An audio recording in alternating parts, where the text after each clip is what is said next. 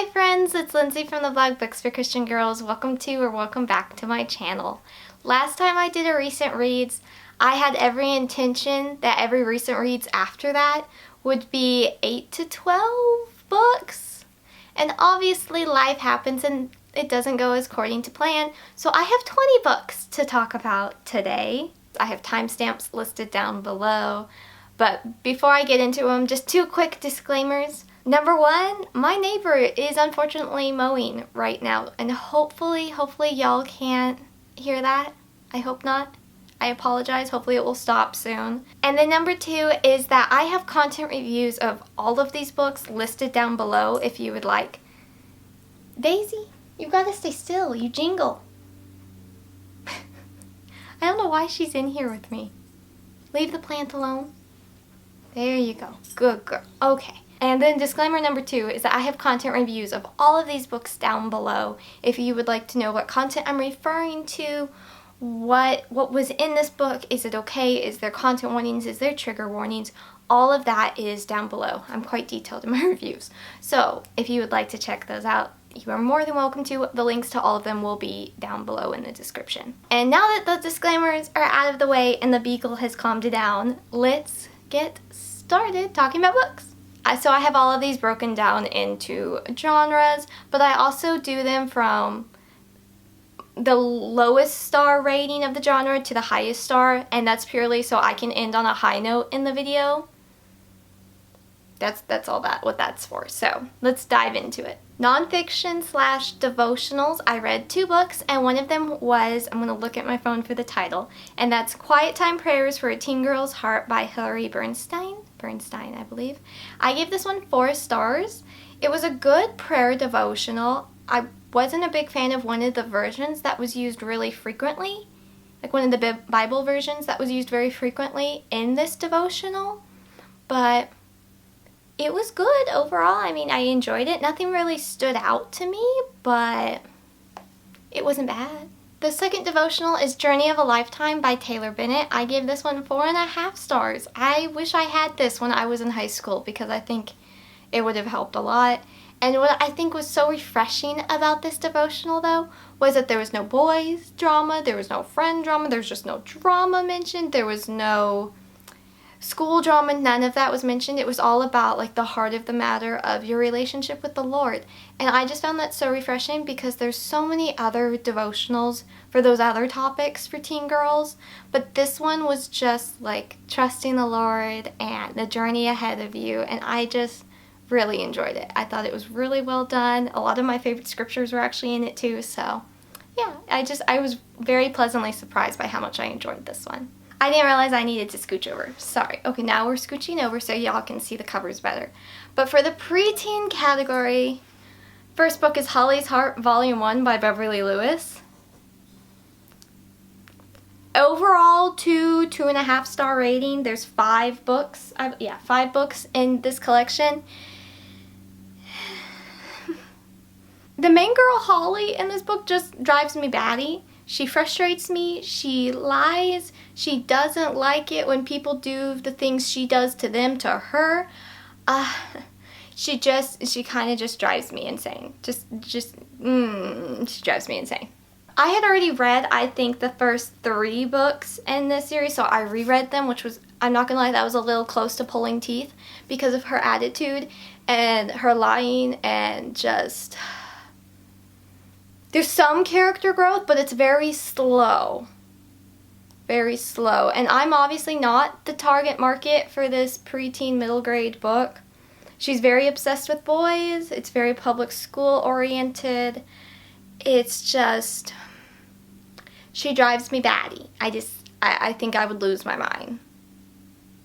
And I own the rest of the series, so now I'm in that dilemma. It's like, do I just finish the series to have them done and reviewed, and therefore torture myself through it, or hope that maybe she gets better? Let me know. Does it get better? For those who have read this series, I would love to know. I know this is considered kind of not quite a classic, but it's a very popular one in the Christian YA middle grade world. let me know, does she get better? Because this first volume was not impressive, and I just was, I like, if I was the family's babysitter, which I know she's like, what, 13, 14, she might not need a babysitter, but if I was, we'd be having a lot of discussions. We'd be having, like, my big sister was just coming out at me, and I was just like, kid, no, this isn't how we're doing this. So, 2.5 stars. I love the pink cover. That's all I got. That's all I got. Continuing on with middle grade, I read Mandie and Mollie and the Angel's Visit by Lois, Gladys, Leppard. I gave this one 3 stars. This is kind of a, I don't want to say companion book because it is featuring, obviously, Mandie from the Mandie series, but it's kind of just like one that's been worked in after their trip to Europe. I read it because it was set during Easter. It's not one of my favorites. It doesn't really have any amount of the depth that the other series has, and it's not that the original series is very powerful and full of depth, but this one is very much on the cutesier side, if that makes sense. It is neat though that, like, they have this story and then they have the play version of it if you want to put on a play of it with your friends, which, I mean, that's a cool little element. Yeah, I mean, I liked it. I gave it 3 stars. Not much to say. And then the last books in the middle grade preteen genre is the Confessions of April Grace trilogy by Katie McCrite. I reread this trilogy with great joy in preparation of the 4th book / the first book in a new series about April Grace is being republished in June this month. So I am very much looking forward to that, and I wanted to reread these just to see April Grace again, remind myself of her fun. She's just fun. She's quite sassy and sarcastic, but I think it's very enjoyable as an older reader. Older reader makes me sound old, though. Anyway, these are technically meant for juvenile fiction, so like middle grade-ish, and April Grace, I believe, is... She goes into junior high in the 2nd book, so that kind of gives you that age idea. It does have a lot of sibling bickering. There's a lot of sarcasm and sass, and there's also an eating disorder mentioned in the 1st book. So, I mean, I don't know if I could honestly recommend it for those around April Grace's age. It depends on the girl. But I personally find the series really fun. There's so many times I just crack up because of her humor, how she words things. I just really enjoy the series, so I was really excited to reread it. I gave them all 4 stars. I just realized I didn't tell you all the names. I'm sorry. Okay, so the 1st book is In Front of God and Everybody. Then we have Cliques, Hicks, and Ugly Sticks. And then Chocolate Covered Baloney. And yes, I'm really looking forward to the 4th book releasing finally. Super excited. But yeah, this is just a fun series to me. It's just a fun series. I think it's set in like the 1980s, and she's just a mess, and I really like her. The next genre is young adult, and technically I have 1 book in it, but the fantasy book I'll talk about in a minute could also be put in it. But anyway, this is Protecting the Poor by Amanda Tero. I easily gave this book a 4-star rating. I've been wanting to read this book actually since it released many years ago because I really enjoyed the prior 2 books in the trilogy, and now I have to get my hands on a copy of this book because I want to own this book as well. It has a solid faith content, no romance at all, which I just think is really cool. Let's see. It's also Robin Hood reimagined, so it's kind of fun, and it adds like I could see like biblical story elements in it, which I really like. Like you have David and Goliath and Moses and Aaron. Like I could definitely see that within the storyline, and I just thought that was really cool. Because it's no romance and it is technically in the point of view of 2 brothers, I think it would be fine for boy readers as well. Like boys, yeah, you could read it too. Or even middle grade readers, I think, would find it enjoyable. It was just good and clean and a lot of really solid faith content that I really, it was just refreshing. It was refreshing to read, so yeah, 4 stars. The next genre is fantasy, and that one book I read was Emerald Illusion by J. Rhodes. I actually hauled this in one of my book hauls. If you'd be curious about watching it, it's up there. And this is set in Oz, like Wizard of Oz, Oz. So it's really interesting, but it's after Dorothy has left and somehow the city has lost all of its color and its hope. So it has a very dystopian vibe to it, but it also has very obvious allegory elements. Like, I guess you would call it an allegory element. It's pretty clear, but certain names are never used. They have other names, so I consider that an allegory. I don't know. I've never been a big allegory person, personally. I don't know why. That's never been my style of a thing. When I read this book and I was typing up my thoughts on my review of it, it was just really hard to put them into words, and I still feel like there's so many thoughts I have about this book that I don't know how to put into words, and I can't put into words. So I do plan to keep this book and then maybe reread it in a few years to see, hey, maybe I can say those words now. It was really interesting. Like, it's one of those books that just makes you go, interesting. And not like in a negative or a positive sense, just a very neutral, like interesting. Like, does that make sense? Do y'all do that? I don't know if y'all do that, but there's been a few books over the years that do that to me, and this was definitely one of them. It was really interesting. There was parts I really liked, elements I really liked. There were some parts that I'm like, I don't know how I feel about that. And then just parts I felt neutral about. But, I mean, I gave it 3 stars. It was entertaining. It was interesting. It was very different. Yeah, I've never really read a Wizard of Oz retelling in a Christian sense before, so it was interesting. If it sounds interesting to you, I would suggest checking it out, because I rarely see any of my Christian book reader friends talk about this book. It was interesting. That's all I really got, it was just interesting. For the mystery suspense category, I didn't read any suspense books, but mystery in this case. I read the first 2 books in the Secrets of the Wayfarers Inn. Why is that a tongue twister for me? I hauled these, so look at me reading books I hauled. Are you proud? I am proud. So I read these 2. Family Secrets by Becky Melby, I gave 1.5 stars. And then River of Life by Kathleen Yarbrough, I rated 2 stars. I don't think this series is for me, unfortunately. The main trio of friends, they're very close friends. They're overwhelming, to say the least. Like, if I met them in person, I probably would be fine with them.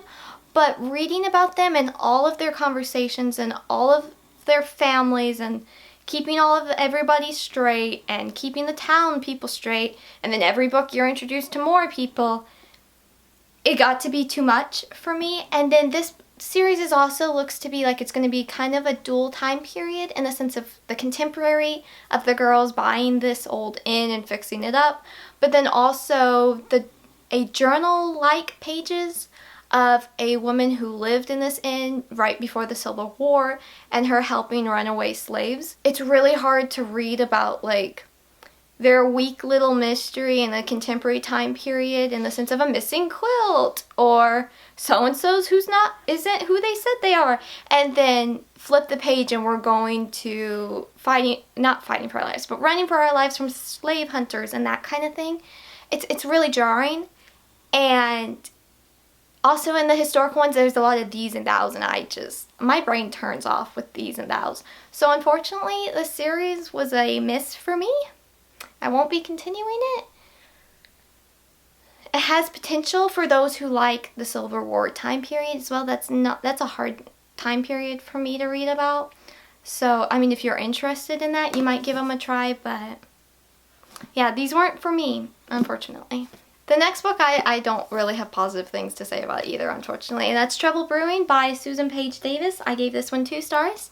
It is one of the Tea Room Mysteries series. I think I'm honestly just ready to be done with this series, and that sounds really bad. But it's because the 2 cousin ladies in this book are constantly putting themselves into dangerous situations. They own a tea room. Neither of them have any experience in the criminal justice world. They're constantly getting themselves into those dangerous situations. They're withholding evidence from the police so they can go question other people.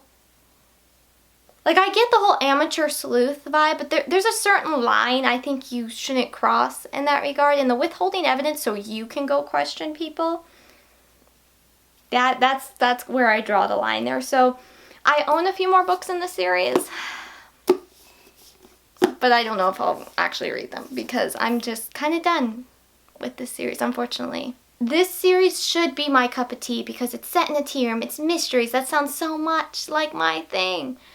But it's not, unfortunately. It's just not. The characters and the actual plots just aren't it for me, so. The next book and last book in the mystery category is Missing Pieces, which is a novella collection by Cynthia Hickley, Lyndon Batten Johnson, Teresa Ives Lilly, and Janice Thompson. I didn't enjoy this collection overall as much as I was hoping, unfortunately. The first two felt very lackluster to me, to put it one way. The second one was just depressing. I didn't like that one really at all. And then the last two I really enjoyed. Of course, Janice Thompson's was my favorite. She's one of my very favorite authors, so I really enjoyed hers. But Teresa Ives Lilly? I'm sorry. I enjoyed her book as well, her novella as well, but this is all mysteries surrounding puzzles, jigsaw puzzles, you know? So it was interesting to see how many different mysteries could come out of puzzles, though the first two did feel very similar to each other. But yeah, I mean, I love this cover. I think it's absolutely adorable. Am I biased towards beagles? Of course I am. But yeah. I liked the last two much more than the first two.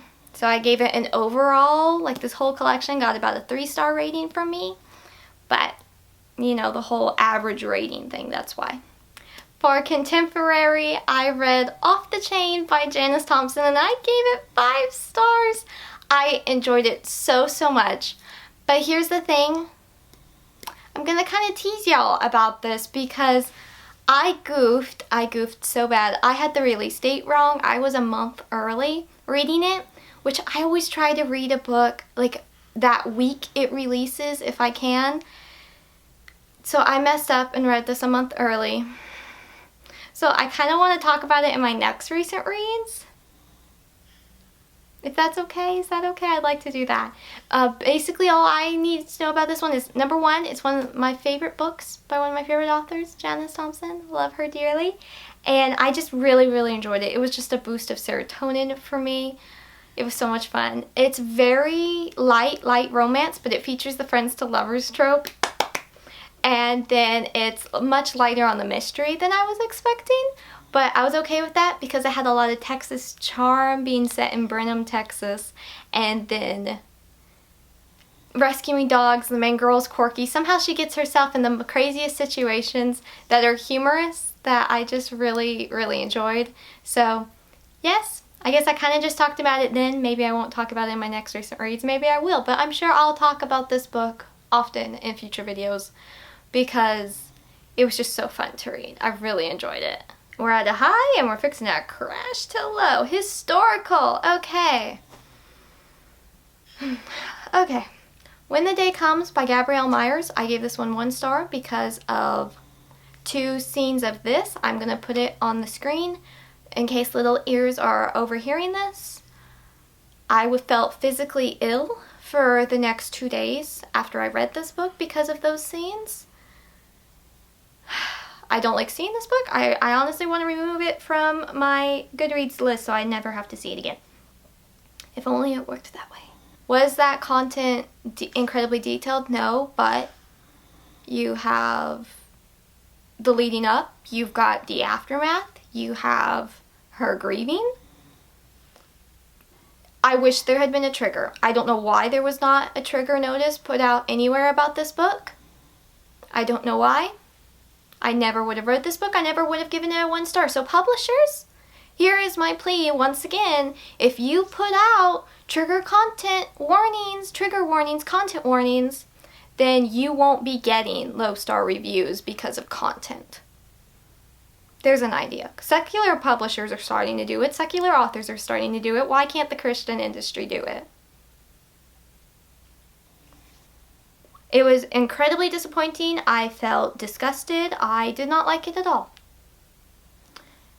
I could say more about just the plot, but for me, that was the main thing. But even had those elements not been in there, I still feel like I would have given it a lower star because so many things in the plot just did not work, in my opinion. I know I'm probably the only person that has given this book a low rating right now.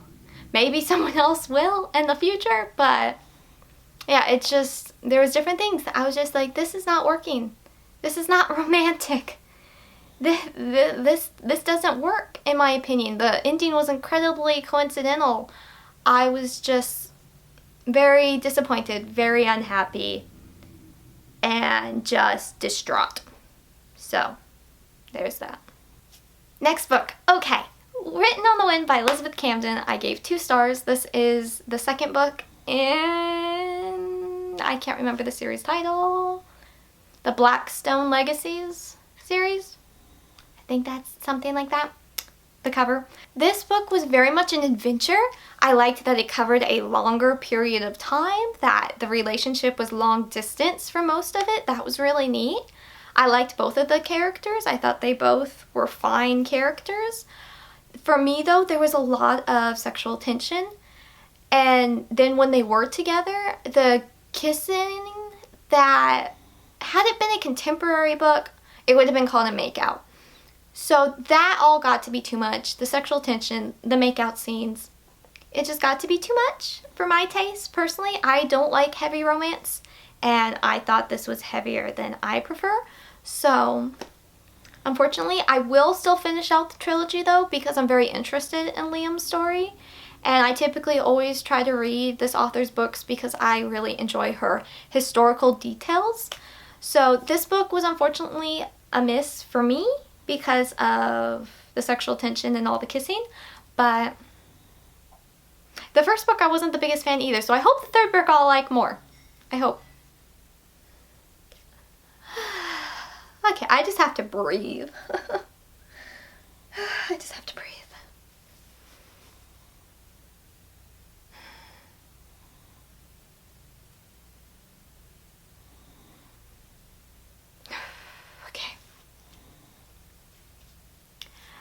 The next book in the historical genre is Once Upon a Summer by Jeanette Oke. I gave this one 3.5 stars.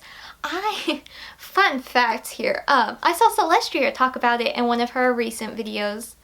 Well, I've seen it recently. I am always behind. So my fellow booktuber friends, if you are like, where's Lindsey? I mentioned her in this video and I don't show up in the comments till 3 weeks later. Please know I am behind in everything in my life in like 3 weeks at least. So I apologize. So I don't think this was a recent video of Celestia's, but it was one I recently saw. She's a sweetheart. If you don't follow Celestia, you should. She mentioned this book though, and I was like, oh, a Jeanette Oke book. I haven't read one of those in a while. Let me go see if the library has it. Well, I ended up going to my local-ish library, and they had it on the shelf. So I'm like, okay, cool. I'll check it out. I read it. It was cute. I mean, it was a family-centered story, which I really liked that element. It had a lot of humor. I did have a little bit of a hard time getting into it because of all the characters talking like a Western slang. So it's a little difficult to get the pace going when you're reading the book. Like the back cover doesn't show it as much as what's inside, which, I mean, that's fine. It was a good brain challenge. There was a warning for sensitive animal lovers. There was the death of a pet dog though, so just a warning on that. That was a little hard to read about.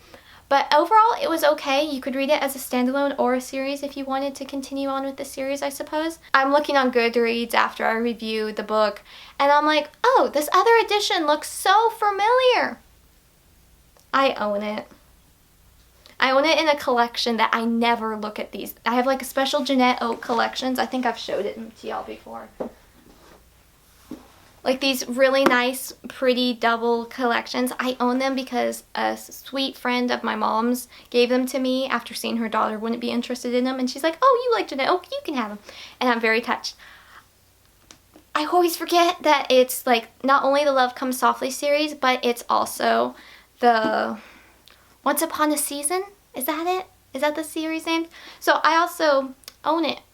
And I didn't realize that. So I own the rest of the series as well. So if I feel like a sweet Jeanette Oak book, then I might continue the series.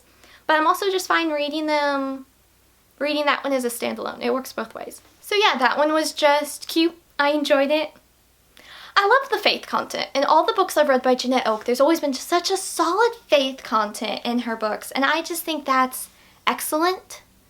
I wish I would see that more with Christian fiction publishing. But the next book, I actually reread this one. Look at me getting books off my rereading TBR, y'all. I'm so happy about that. I reread Wedding Bells by Janice Thompson each way. I'm pretty sure this is also free on Kindle Unlimited if you would like to check it out. Friends to lovers trope entering in. It's coming in. I think that's such a cute trope. But in this regard, it's kind of in the opposite way as Off the Chain was, her new book that I talked about earlier. He's always had a crush on her. Well, in this one, the main girl has had a crush on Gil for as long as she can remember. They grew up together. He's always looked at her, though, as a younger sister. Now they are working together in his family's lodge that he has inherited, and it's struggling. So him and some of the other guys in town have a great idea that let's have a play. Let's send for actresses, now set in 1912. Yeah, 1912. Let's send for actresses to come to our Colorado lodge and put on a play for us. And Lottie, our main girl, you can direct it. So it's just entertaining. It's very entertaining. The main couple frustrates me a little bit at times, mainly him, because he was just so dense. I'm like, Lottie is like perfect for you, and you ain't giving her any attention. You're over here looking at this actress. What are you doing? What are you doing, buddy? But it's still really cute. I gave it 3.5 stars. I like that there was a lot of the faith content. And I've just really liked Lottie in the sense of when they welcome these different actresses in, they're from all different walks of life. Some of them have a faith. Some of them do not. Some have strayed from their faiths. And Lottie just welcomes all of them. She witnesses to all of them. She is just a good, inspirational human being. Like, I really like Lottie. And it was just really cute. It was just really cute. It's a light-hearted, fun story that wraps up with a bow. It's a standalone, technically, so it was cute. I enjoyed it. 2 more books, y'all, and we are done. So let's grab this one. Y'all can't even see my lights, can't you? I added a little string of lights. I should get more so it will be a little more noticeable. I should do that. The last book in the historical fiction genre was also a reread, and that was Wings of a Dream by Ann Matier. Okay, I do not talk about this author enough. I know that full well. I plan to make a video all about the books I rarely talk about, and this author will be on it. And I don't know why I don't talk about her books more, because I just enjoy her writing style so much. It's just so sweet. It's very faith-filled. It's just sweet. I enjoy her books. So like if you like Jeanette Oak or you like some of Rachel Fordham's books, this really, Ann Matier is very much that style as well. So, recommendation for y'all. This though was a reread for me that I read back 2013-14, and I didn't remember any of it. I was shocked. This was my first time ever rereading a book that I didn't remember at all. Like, it truly was rereading it for the first time, it felt like. And I've never had that experience before. I've heard people talk about it, but I've personally never had that experience before. So it was really wild to have that happen. But it was also really neat at the same time. It's technically a historical romance, but it's very, very light romance. And in the scheme of things, there's a lot of faith content. Honestly, I would just call this as like a comforting, warm book. And that sounds weird, but like, you know, comfy, cozy, just curl up with a blanket and a cup of tea. just relaxing, very interesting, but just calm but interesting. Like, it will keep your attention, I think. It did for me, at least. Also, the character growth of the main girl, Rebecca, is really good. I really like it, because at the beginning you're just like, girl. But then she just improves. And she just feels very realistic. And I just really like this author's books. I've enjoyed all 4 of her books.